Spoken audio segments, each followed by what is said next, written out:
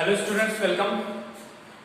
हम पढ़ रहे थे बायोलॉजी इन ह्यूमन वेलफेयर, और बायोलॉजी इन ह्यूमन वेलफेयर में हमने देखा कि जो है माइक्रोब्स जो किस तरीके से डिफरेंट हमारे लाइफ के जो फंक्शंस होते हैं उसमें कैसे हेल्प करते हैं। जैसे करके हमने देखा कि सबसे पहले हाउस होल्ड फूड इंडस्ट्री में या हाउस होल्ड जो है फूड में कैसे हेल्प करते हैं, उसमें हमने देखा कि डिफरेंट टाइप के मटेरियल जो है डिफरेंट टाइप के फूड आइटम्स, जैसे चीज था, फिर कर्ड था, ठीक है। फिर हमने देखा कि इडली सांभर जैसे वो फूड के डिशेज जो थे वो किसकी वजह से किसकी वजह से हम बना पा रहे थे, माइक्रोब्स की हेल्प से, ठीक है। उसके बाद हमने देखा कि इंडस्ट्रीज में कैसे जो है हमारे एंटीबायोटिक्स बनते हैं, कैसे एंजाइम्स तैयार होते हैं, कैसे जो है डिफरेंट केमिकल्स तैयार होते हैं, ठीक है, जैसे करके जो एसिड्स तैयार होते हैं इंडस्ट्री में। तो ये सारी चीजें जो है कैसे प्रिपेयर होती हैं। और फिर ब्यूरेज इंडस्ट्री में कैसे इंपॉर्टेंस है माइक्रोब्स की। ब्यूरेज इंडस्ट्रीज में जो ब्यूरेजेस जैसे कि डिफरेंट टाइप के जो है अल्कोहल्स कैसे प्रोड्यूस होते हैं, ठीक, ये देखा हमने। उसके बाद देखा कि बायोगैस में कैसे जो है हेल्प करते हैं। और लास्टली हमने देखा कि क्योंकि जैसे पॉपुलेशन बढ़ रही है तो इसके साथ साथ जो है यहाँ पे हमारे अर्थ के ऊपर जो है पोल्यूशन भी बढ़ रहा है। Population is generally responsible for the pollution, ठीक है। और इस पोल्यूशन में एक हमारा जो है वाटर पोल्यूशन, जिसमें कंटेमिनेटेड वाटर है, ठीक है, उसको हम कैसे जो है मैनेज करते हैं, उसकी कैसे मैनेजमेंट करते हैं ताकि जो है प्रॉपरली कोई पोल्यूशन ना फैले और हमें जो है सेफ ड्रिंकिंग वाटर जो है अवेलेबल हो और कम से कम डिजीजेस फैले, ठीक है। आज कुछ दो चीजें लेके आए हैं हम, एक है बायोपेस्टिसाइड्स और एक है बायोफर्टिलाइजर्स। दोनों चीजों के बारे में आप जानते हो कि एक बायो एक चीज अलग हटा दीजिए और आगे समझ लीजिए, ठीक है। Most of us and you as well are familiar with these things, that is what is pesticide and what is fertiliser. Pesticide, what is pesticide, फिर भी मैं आपको बताना चाहूंगा पेस्टिसाइड्स होता क्या है।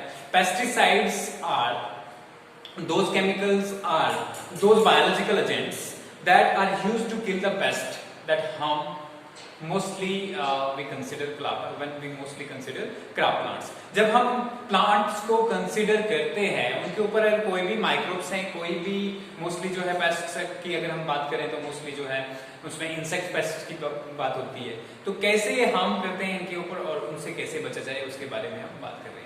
जैसे करके आप देख रहे हो कि रिसेंट टाइम में जैसे ग्रीन रेवोल्यूशन के बारे में हमने देखा था, तो ग्रीन रेवोल्यूशन के टाइम पे हुआ क्या कि 1960s के बाद जो है हाई यील्डिंग वैरायटीज को इंट्रोड्यूस किया गया। प्लांट ब्रीडिंग के अंदर आपने इस चीज को देखा, जैसे हाई यील्डिंग वैरायटीज को इंट्रोड्यूस किया गया इंडिया के अंदर, तो उसके साथ जो है प्रोडक्शन बहुत ज्यादा होने लगा, ठीक है। प्रोडक्शन बहुत ज्यादा होने लगा तो और भी ज्यादा जो है प्रोडक्शन बढ़ाने के लिए जो है लोगों ने क्या काम किया, बहुत सारे इंडस्ट्रियलिस्ट ने, बहुत सारे जो एग्रीकल्चरिस्ट थे, उन्होंने क्या किया कि उन्होंने बहुत सारी चीजें जो है ली, ठीक है। जैसे करके फर्टिलाइजर्स लिए ताकि जो है यील्ड को जो नेचुरल हमारे पास, क्योंकि लैंड में जो है उतना सब न्यूट्रिएंट्स नहीं रहते जब बार बार हम क्रॉप जो प्रोड्यूस करते रहते हैं, तो इसलिए जो आर्टिफिशियल जो है न्यूट्रिएंट्स प्रोवाइड किए जाए इसलिए बायोफर्टिलाइजर्स को तैयार किया गया, जिसमें एनपीके आता है, आपका नाइट्रोजन, फास्फोरस और पोटेशियम वाला जो है मोस्टली यूज किया जाता है, ठीक है। उसके बाद उन्होंने देखा कि और crops are getting harmed by different insects and pests, ठीक है, इंसेक्ट्स से और डिजीजेस से। तो उन्होंने बोला कि इस जो ये दुर्दशा हो रही है, जो मीन्स नुकसान हो रहा है जो क्रॉप्स के साथ, तो उसको कैसे हैंडल किया जाए, ठीक है, उसको कैसे कम किया जाए। तो उसको कम करने के लिए उन्होंने जो है पेस्टिसाइड्स का यूज किया, केमिकल पेस्टिसाइड्स का, ठीक है। जैसे डीडीटी आपका जो है मोस्ट फेवरेबल पेस्टिसाइड माना जाता है। तो इस चीज को जब उन्होंने एक्सटेंसिवली यूज किया तो हमने एक रेमिफिकेशन देखी इस चीज की। वो रेमिफिकेशन क्या थी कि इन जो भी हमने ये पेस्टिसाइड्स लिए, जो भी ये केमिकल्स लिए, वो पहले प्लांट्स के थ्रू एनिमल्स में पहुंचने लगे, ठीक है, क्योंकि एनिमल्स उनके ऊपर फीड करने लगे तो एनिमल्स में, और अल्टीमेटली वो जो है फूड चेन के थ्रू जो है आगे जाने लगे, जो हम इकोलॉजी में भी पढ़ेंगे। इसको कहते हैं बायोमैग्निफिकेशन। मतलब क्या है कि कोई केमिकल जो लोअर लेवल पे होगा, ठीक है, जब फूड चेन पे वो हायर लेवल पे पहुंचेगा तो वो बहुत ही ज्यादा अमाउंट में बढ़ जाएगा, ठीक है। तो इसको कहते हैं बायोमैग्निफिकेशन। तो इससे बहुत ज्यादा इल इम्पैक्ट पड़ा हमारे एनवायरनमेंट के ऊपर, बहुत सारी हमारी स्पीशीज खत्म हो गई। तो इस सारे इल इम्पैक्ट से बचने के लिए साइंटिस्ट ने एक नया वे फॉरवर्ड ढूंढा, ठीक है। उस वे फॉरवर्ड में क्या देखा उन्होंने कि हम क्या करेंगे, केमिकल फर्टिलाइजर्स और केमिकल पेस्टिसाइड्स को छोड़ के हम बायो फर्टिलाइजर्स का यूज करेंगे। अब ये बायो फर्टिलाइजर्स और बायो पेस्टिसाइड्स हैं क्या। बायो पेस्टिसाइड्स को हम जनरली दो उसमें पढ़ते हैं, एक है बायोवीडिसाइड्स और दूसरा क्या है, बायो इंसेक्टिसाइड्स। दो चीजों में पढ़ते हैं, क्या आ गया, बायोविडिसाइड्स और बायो इंसेक्टिसाइड्स। अब बायोविडिसाइड्स ऐसी चीजें होती हैं, ऐसे कोई ऑर्गेनिज्म, बायो का मतलब लाइफ, जब हम किसी भी लिविंग ऑर्गेनिज्म को वीड्स को हटाने के लिए यूज करें तो उसको कहेंगे हम बायोविडिसाइड्स। ठीक है, क्या कहेंगे, बायोविडिसाइड्स। तो ऐसी क्या चीजें होती हैं जिससे हम वीड्स को हटा सकते हैं। ठीक है, तो जनरली हम क्या करते हैं, देखिए अगर वीड्स होती क्या है, पहले हम जनरली जब क्रॉप ग्रो करते हैं वो हमारे इकोनॉमिक प्लांट्स होते हैं। ठीक है, इकोनॉमिक बेनिफिट देने वाले प्लांट्स होते हैं, लेकिन उनके बीच में कुछ ऐसे अनवांटेड प्लांट्स उग आते हैं जो उनके सारे न्यूट्रिएंट्स को ले लेते हैं, और जो है हमारी जो क्रॉप रहती है उस क्रॉप को प्रॉपर नरिशमेंट प्रोवाइड नहीं होता। ठीक है, तो उस क्रॉप को प्रॉपर नरिशमेंट प्रोवाइड करने के लिए और उन वीड्स को हटाने के लिए हम कुछ ऐसा करते हैं जिससे वो वीड्स जो है खत्म हो जाए। फॉर एग्जाम्पल, हम कुछ पेस्ट्स को, जो हम इंसेक्ट्स को ले लेते हैं। ठीक है, इंसेक्ट्स को लेने के बाद जो है, जब हम इंसेक्ट्स को लेते हैं तो क्या होता है, जनरली इंसेक्ट्स को जो है वो उन वीड्स के ऊपर जो है फीड करेंगे। ठीक है, फीड करेंगे, या कुछ ऐसे प्लांट्स होते हैं जनरली अगर देखा जाए, ठीक है, प्रीडेटर्स की बात कर ली पहले मैंने। ठीक है, वो कुछ ऐसे वीड्स लेते हैं या कुछ ऐसे इंसेक्ट लेते हैं जो उन्हीं क्रॉप्स के ऊपर फीड करते हैं। उसके बाद अगर प्रीडेटर्स की बात करें तो प्रीडेटर्स में क्या है, प्रीडेटर्स में ऐसे इंसेक्ट्स आते हैं जो इसके ऊपर फीड करते हैं। उसके बाद पैरासाइट्स की बात करते हैं। ठीक है, पैरासाइट्स की या जो है हम बात करेंगे नीड क्रॉप्स की। ठीक है, क्या कहते हैं, नीड क्रॉप्स। ठीक है, समुद्र क्रॉप्स भी कहते हैं,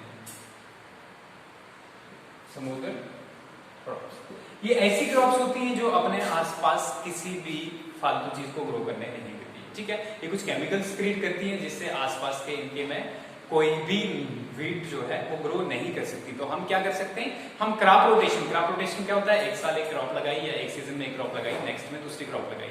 ठीक है, तो this is known as crop rotation. हम क्रॉप रोटेशन में इन क्रॉप्स का, इन स्मूदर क्रॉप्स का, इन नीड क्रॉप्स का यूज कर सकते हैं, जो क्या करेंगी, जो इन वीडिसाइड्स को, जो इन वीड्स को खत्म कर देंगी। ठीक है, तो एक ये तरीका है हमें वीड्स को हटाने का। देखिए अब इसमें कौन कौन सी आती है, जैसे बार्ले आ गया। ठीक है, बार्ले आ गया हमारे पास, जौ जिसको हम बोलते हैं। ठीक है, फिर सोरगम आ गया, फिर जैसे करके सनफ्लावर आ गया। ठीक है, राई आ गया। ठीक है, तो ये सारी जो क्रॉप्स हैं इनको क्या कहा जाता है, समुद्र क्रॉप्स। क्यों कहा जाता है समुद्र क्रॉप्स, किस लिए यूज कर रहे हैं हम इनको, इंसेक्ट्स को भगाने के लिए, इंसेक्ट्स को हटाने के लिए, सॉरी इंसेक्ट्स को नहीं, ये वीड्स को जो है खत्म करने के लिए, वीड्स ना ग्रो करें इसके लिए। देखो एक ये तरीका है नीड क्रॉप्स को यूज करने का, क्रॉप रोटेशन में इनको यूज करने का। दूसरा है हम इंसेक्ट्स को यूज करेंगे। ठीक है, जैसे करके इंसेक्ट्स को किसको यूज करें, हमारे यहाँ पे जो है अपंशिया था। ठीक है, अपंशिया के लिए हमने जो है एक कोचिनियल इंसेक्ट का यूज किया। ठीक है, किसका, कोचिनियल इंसेक्ट। ठीक है, अपंशिया जब इंडिया और ऑस्ट्रेलिया में बहुत ज्यादा ग्रो कर गया तो इसके लिए कोचिनियल इंसेक्ट को यूज किया गया, और इसके ऊपर जैसे इसको छोड़ा गया, ठीक है, तो उसको इसने, ये कोचिनियल इंसेक्ट उस अपंशिया को खा गया। ठीक है, और इसी तरीके से अपंशिया जो है खत्म हो गया। ठीक है, तो ये एक तरीका होता है। ऐसे बहुत सारे इंसेक्ट्स होते हैं जो किसी प्रॉपर क्रॉप्स के ऊपर जो है फीड करते हैं, हम उनको ले सकते हैं। या हम बात करते हैं अल्टरनेरिया जो है। ठीक है, अल्टरनेरिया एक स्पीशीज है। ठीक है, ये क्या है, ये वाटर हाइसिंथ जो है, वाटर हाइसिंथ जो है, ठीक है, इसको खत्म करने में हेल्प करती है। वाटर हाइसिंथ क्या है, हमारे जो वाटर बॉडीज हैं उनके ऊपर जो है एक इम्पोर्टेड एक वीड आ गई है। ठीक है, उसको ब्यूटीफुल प्लांट से जब शुरू किया गया उसको ग्रो करना, लेकिन उसने पूरे के पूरे वाटर बॉडी को इनहेबिट कर दिया। ठीक है, उसकी वजह से जो वाटर बॉडीज बहुत ज्यादा जो है कवर होने लगी, और उसके अंदर जो है जो हमारे एनिमल्स प्रेजेंट थे वो भी उसमें उनकी भी डेथ होने लगी। तो इसको हटाने के लिए, ठीक है, इसको हटाने के लिए क्या किया हमने, तो इसको जो है अल्टरनेरिया आइकोनिया को जो है यूज किया ताकि हमारा वाटर हाइसिंथ खत्म हो। दूसरा है हमारे पास, एक तो पेस्टिसाइड्स हटा दिए, दूसरा है बायोपेस्टिसाइड्स में बायो इंसेक्टिसाइड्स। क्या है, बायो इंसेक्टिसाइड्स। ठीक है, अब बायो इंसेक्टिसाइड्स क्या है, बायो इंसेक्टिसाइड्स कुछ ऐसी चीजें होती हैं जो इंसेक्ट्स को मारने में हेल्प करती है। ठीक है, इसके अंदर प्रेडेटर्स आते हैं, ठीक है, प्रेडेटर्स क्या आते हैं, प्रेडेटर्स ऐसे इंसेक्ट्स होते हैं, क्या होते हैं, इंसेक्ट्स होते हैं, ठीक है, जो उन दूसरे इंसेक्ट्स को खाते हैं, या इंसेक्ट्स भी हो सकते हैं, बर्ड्स भी हो सकते हैं, ठीक है, या कोई एनिमल्स भी हो सकते हैं, कोई भी हो सकते हैं प्रेडेटर्स। और वो जो है, जो हमारी क्रॉप के ऊपर इंसेक्ट पेस्ट्स लगते हैं, ठीक है, हम पेस्टिसाइड्स पढ़ते हैं, ठीक है, तो जो पेस्ट लगते हैं उनको खा जाते हैं, ठीक है। जैसे करके आप बात करोगे लेडी बर्ड बीटल, एक आपने देखा होगा लेडी बर्ड बीटल, PWTL, जब मोस्टली सरसों हम ग्रो करते हैं तो सरसों के टाइम पे जो है आप सरसों के ऊपर देखोगे कि छोटे छोटे जो है लाइट ग्रीन कलर के कीड़े लगते हैं, वो छोटे छोटे, या जो आपका नोल पोल है, कड़म जिसको हम बोलते हैं, उसके ऊपर भी ये बहुत छोटे छोटे कीड़े लगते हैं, तो उनको एफिड्स कहा जाता है। क्या कहा जाता है, एफिड्स, ठीक है। तो ये लेडी बर्ड बीटल उन एफिड्स के ऊपर फीड करता है, तो हम इनका यूज कर सकते हैं, ठीक है। इसी तरीके से ड्रैगन फ्लाई की अगर बात करें, ड्रैगन फ्लाई जो है वो किसको, मॉस्किटोज को खा जाता है, मॉस्किटोज, ठीक है। तो मॉस्किटोज को ड्रैगन फ्लाई खा जाता है। ड्रैगन फ्लाई देखा होगा आपने, ठीक है, जो बचपन में वो जो उड़ते हैं, बड़े बड़े दो पंख होते हैं उसकी, ठीक है, इस तरीके का होता है वो, ये आप तो समझ आ गए, ठीक है। तो ये ड्रैगन फ्लाई जो है ये मॉस्किटोज को खा जाता है, ठीक है, क्लियर हो गया। तो हम ऐसे प्रीडेटर्स का यूज करते हैं जो इसको पेस्ट को खा जाए, ये हो गया। उसके बाद अगर हम बात करें पैरासाइट्स, ठीक है, दूसरा तरीका क्या होता है इंसेक्ट्स को खत्म करने का, हमारे पास इंसेक्ट को खत्म करने का होता है पैरासाइट्स, ठीक है। पैरासाइट्स क्या होता है, पैरासाइट्स होता है सपोज करके हमारे प्लांट के ऊपर कोई पेस्ट लग रहा है, ठीक है, तो पेस्ट लग रहा है, तो हम कुछ ऐसे ऑर्गेनिज्म जिसमें माइक्रो ऑर्गेनिज्म बैक्टीरिया वगैरह हो सकता है, उसको लेंगे और इस प्लांट के अंदर डाल देंगे, तो क्या होगा, जैसे इसके ऊपर पेस्ट फीड करेगा तो वो या तो डेड हो जाएगा या तो उसको फीड करना छोड़ देगा, ठीक है, दो चीजें हैं। इसी तरीके का एक जो अब आगे हम जेनेटिक इंजीनियरिंग में एक चीज पढ़ने वाले हैं, बैसिलस थुरिनजेंसिस, क्या है, थुरिनजेंसिस। तो ये बैसिलस थुरिनजेंसिस क्या है, एक बैक्टीरिया है जो किसके ऊपर फीड करता है, जो किसी के ऊपर फीड नहीं करता। जब पेस्ट जो है, जो जब प्लांट के ऊपर फीड करते हैं तो ये बैसिलस थुरिनजेंसिस जो है एक केमिकल सिक्रीट करता है, प्रोटीन सिक्रीट करता है, जिसको क्राई प्रोटीन कहते हैं, ठीक है। और वो क्राई प्रोटीन जो है जैसे इंसेक्ट के अंदर जाती है तो इंसेक्ट उससे डेड हो जाता है। तो एक तरीका भी ये भी है हमारे पास, ठीक है। इसके अलावा नेचुरल तरीका क्या है, हमारे पास बहुत सारे ऐसे नेचुरल प्रोडक्ट्स हैं जिनको हम स्प्रे कर सकते हैं, ठीक है, क्रॉप्स के ऊपर, ताकि जो है हमारे क्रॉप खराब ना हो। उनमें से कुछ इंसेक्टिसाइड्स जो हैं, इंसेक्टिसाइड्स की बात हो रही है, ठीक है, इंसेक्टिसाइड्स जो हैं वो क्या है, एजाडिरेक्टिन है, एजाडिरेक्टिन। एजाडिरेक्टिन क्या है, केमिकल है जो हम नीम से प्रोड्यूस करते हैं, नीम को कहते हैं एजाडिरेक्टा इंडिका, ठीक है। जैसे हमारे यहाँ पे भी एक नीम की एक वैरायटी पाई जाती है, ठीक है, उसको कहते हैं हम मीलिया एजाडिरेक्टा, चाइना में उसका जो कॉमन नेम है और उसका साइंटिफिक नेम है मीलिया एजाडिरेक्टा। और ये एजाडिरेक्टिन जो इससे निकलता है ये इंसेक्टिसाइड से बहुत सारे इंसेक्ट्स को जो है किल करने में हेल्प करता है। और मोस्टली जो है इससे जो स्मेल निकलती है उसकी वजह से भी इंसेक्ट्स जो है हमारे क्रॉप्स के पास में नहीं आते, इसको हम स्प्रे कर सकते हैं, ठीक है। दूसरा हमारे पास है रोटिनॉन्स। दूसरा क्या है, रोटिनॉन्स। ये दूसरे टाइप के केमिकल्स हैं जो डिफरेंट इंसेक्ट्स को मारने में हेल्प करते हैं, ठीक है। रोटिनॉन्स आ गया हमारे पास। फिर इसके बाद जो है पायरिथ्रम है, पायरिथ्रम, ठीक है। इसको मोस्टली हम जो ऑयल जलाते हैं मस्किटो भगाने के लिए उसमें भी यूज करते हैं पायरिथ्रम को, ठीक है। और रोटिनॉन की बात करें कहां से निकलता है, तो ये निकलता है डायरिस इलेक्ट्रिका से, डायरिस इलेक्ट्रिका से, ठीक है। यहाँ पे लिख दिया था मैंने, देखिए डायरिस रोटिनॉन आ गया और पायरिथ्रम, ठीक है। तो ये सारी चीजें जो है हम इंसेक्टिसाइड्स के तौर पे यूज करते हैं। तो समझ आएगा आपको बायो इंसेक्टिसाइड्स में क्या है, बायोइंसेक्टिसाइड which you use certain methods or things, ठीक है, that help in removing weeds as well as pests, ठीक है। तो ये बायोपेस्टिसाइड्स के अंदर दोनों आ जाता है, हम पेस्ट को भी रिमूव कर रहे होते हैं, मतलब इंसेक्ट्स को भी रिमूव कर रहे होते हैं और वीड्स को भी रिमूव कर रहे होते हैं। वीड्स को रिमूव करने के मैंने आपको तरीके बता दिए कि वीड्स को जो है क्रॉप रोटेशन कर सकते हैं हम, ठीक है, समुद्र क्रॉप्स के साथ या नीट क्रॉप के साथ। जब इनको हम क्रॉप रोटेशन करेंगे तो क्या होगा, ये नेचुरली उनके ऊपर जो उनके पास में वीड्स ग्रो नहीं करेंगे तो अगले सीजन में कम वीड्स होंगे। ठीक है, ये तरीका। दूसरा, उन वीड्स को खाने वाला कोई हम ढूंढ लेते हैं। समझ में आ गई? तो ये जो है जैसे करके बात कर रही थी मैंने, कोचिनियल इंसेक्ट की बात कर रही थी। ओपेंशिया जब बहुत ज्यादा फैल गया, जो भी चीजें जो है फैल जाती हैं बहुत ज्यादा, उनके लिए हम कुछ ना कुछ ऐसा बायोलॉजिकल एजेंट निकालते हैं केमिकल एजेंट की बजाय, जो एनवायरमेंट को लेस हार्म पहुंचाए। और यहाँ पे जो है इसके बाद बायो फर्टिलाइजर्स की बात करते हैं। तो बायो फर्टिलाइजर्स में मोस्टली आपकी दो चीजें यूज होती है, एक होती है बैक्टीरिया और दूसरा जो है बैक्टीरिया। और बायो फर्टिलाइजर्स क्या है? ऐसे एजेंट्स हैं जो क्रॉप की फर्टिलिटी बढ़ाते हैं। ठीक है, समझ में आ गया? तो हमारे पास बैक्टीरिया आ गई, ठीक है, एक चीज होगी। दूसरा हमारे पास कुछ फंजाई भी हैं, ठीक है, ये हो गया। फिर इसके अलावा कुछ वीड्स भी हैं जो हमारे लिए इंपॉर्टेंट है। ठीक है, समझ में आ गया? तो यहाँ पे बैक्टीरिया में अगर देखें, दो टाइप के बैक्टीरिया मिलेंगे आपको, फ्री लिविंग और जो है आपका सिम्बियोटिक, सिम्बायोटिक। ठीक है, फ्री लिविंग जो है अकेले रहते हैं, सिम्बायोटिक किसी दूसरी चीज के साथ या बैक्टीरिया के साथ या किसी प्लांट के साथ रहते होंगे। ठीक है, इसी तरीके से साइनोबैक्टीरिया भी है, ये भी फ्री लिविंग और सिम्बायोटिक है। फिर फंजाई, ठीक है, मोस्टली सिम्बियोटिक है।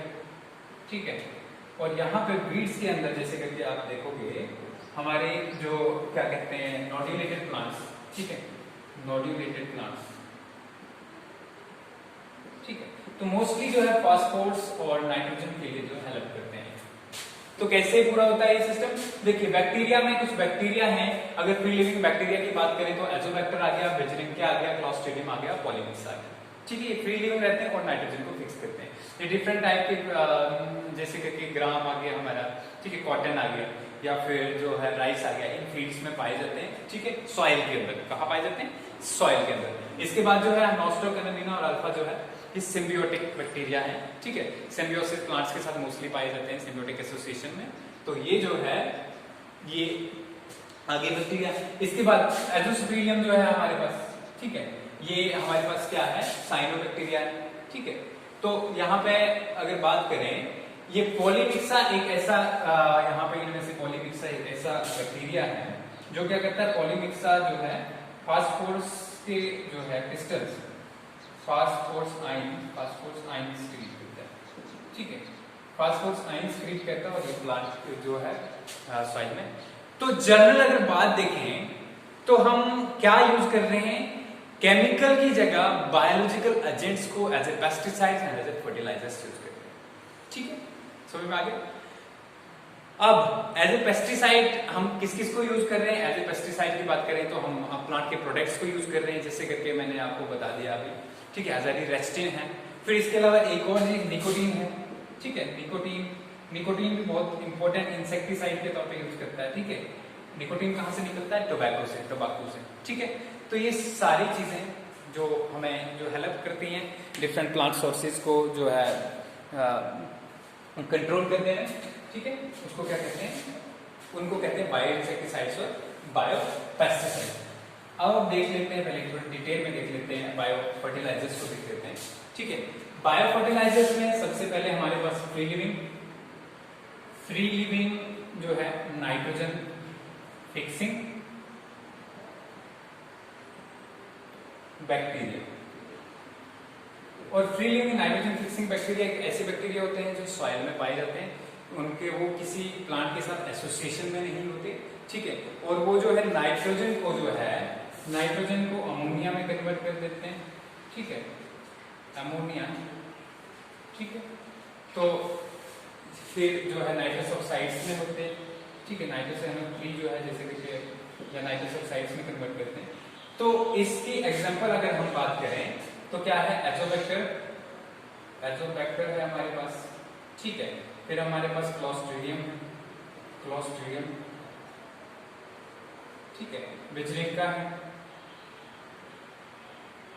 ठीक है, तो ये सारे बैक्टीरिया जो हैं ये फ्री लिविंग होते हैं। दूसरा अगर बात करें हम, ठीक है, दूसरा बात करें एक टाइप की नाइट्रोजन फिक्सेशन, आप क्या पढ़ोगे?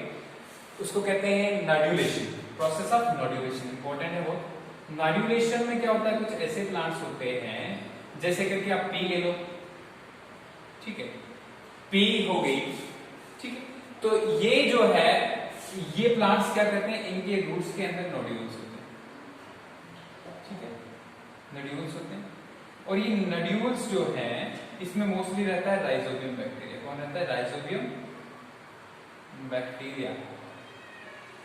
ये राइजोबियम बैक्टीरिया जो है ये क्या काम करता है?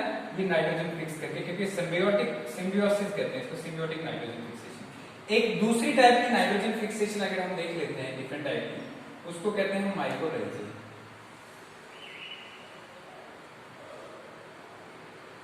ठीक है, अभी माइकोराइजेशन क्या है? This is fungal association, fungal association of fungi with plants such as pinus। ठीक है, तो माइकोराइजे जो होता है फंगल एसोसिएशन होती है प्लांट्स की, जैसे करके फंजाई है, ठीक है, किसके साथ? पाइनस वगैरह के साथ। ठीक है, अब यहाँ पे होता क्या है, एक नेटवर्क लाइक जो है फंजाई, जो एक नेटवर्क लाइक जो प्लांट रूट्स के साथ बना लेता है। ठीक है, जो अपने ये क्या कहते हैं पाइनस के ट्रीज हैं उनके साथ जो नेटवर्क लाइक एक बना देता है। आपको पता है कि फंजाई जो है उसके हाइफे होते हैं। क्या होते हैं? हाइफे। अगर आपने देखा होगा उसके नेटवर्क्स को क्या कहा जाता है? हाइफे। और इस पूरे नेटवर्क को जो है, इस पूरे हाइफे को मिला के कहा जाता है माइसीलियम। फंजाई के अंदर अगर आपने पढ़ा होगा तो आपको याद होगा। ठीक है, थ्रेड लाइक हाइफे होते हैं, वो जो जुड़े हुए होते हैं उनको कहते हैं माइसीलियम। तो एक वो फॉर्म कर लेता है पाइनस रूट्स, और उसके बाद जो है पाइनस को हेल्प करता है इसमें नाइट्रोजन फिक्सेशन। ठीक है, तो ये पूरा बायोपेस्टिसाइड्स और बायोफर्टिलाइजर्स के बारे में जनरल था। अब मैं आपको जो है बताता हूँ। ठीक है, क्या है? We are going through biopesticides and biofertilisers. What are biopesticides? Biopesticides are use of biological agents or biological organisms that may be plants, animals, or microorganisms for killing the pests and eradicating the weeds inside our crop fields। ठीक है, biopesticides होते क्या हैं? ऐसे plants, animals या microbes, ठीक है, या उनके डेरिवेटिव्स केमिकल्स जो हैं, जिनको हम वीड्स हटाने के लिए और पेस्ट हटाने के लिए जो है यूज करते हैं ताकि हमारी क्रॉप यील्ड बढ़े। ठीक है, no biopesticides are divided into two types. Number one is bioweedicide and number second is biopesticide. ठीक है, बायोइंसेक्टिसाइड। ठीक है, inside the bioweedicide we use different things such as we use smoother crops are crops such as barley। ठीक है, these crops are used to eradicate the weeds because they don't allow the weeds to grow near them। And if we use crop rotation with these crops, then the amount of weeds will be reduced and ultimately a more fertile soil will be there and more production will be there। Okay, more production of crops will be।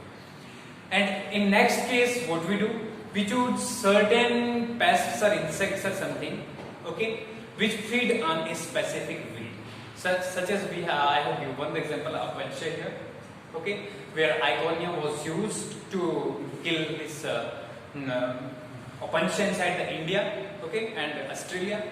Besides that, we have another things. We have other such as BT that comes in the case of biopesticides. And in case of now, we are considering bioinsecticides. What are bioinsecticides? Bioinsecticides are those biological chemicals, those biological agents that are used to kill pests. Okay? And what are different biological agents that are used to kill pests? There are certain things that we are having chemicals from the trees, or we are having chemicals from different microbes as well. Okay? Which we spray, and that helps in maintaining the crop, and that helps in removing the pests from it. Such as Azadirachta is there. Azadirachta is also known as neem. From Azadirachta we extract Azadirachtin and then separate on the fields. Okay. Then we have tobacco, that is what is extracted from the tobacco. It is nicotine that is extracted from the tobacco, and nicotine is also separate. Then we have other things such as we have this is we have rotinones are there. Then pyrethrum is there. Pyrethrum is used to kill mosquitoes as well. It is used in coils that are burnt at home, that are made to smoke at home because that help in killing the mosquitoes. Okay, that's all. Now coming to next to the biofertilizers. What are biofertilizers? Biofertilizers are biological agents, mostly bacteria, fungi, and some weeds that are used to increase the yield of crop plants.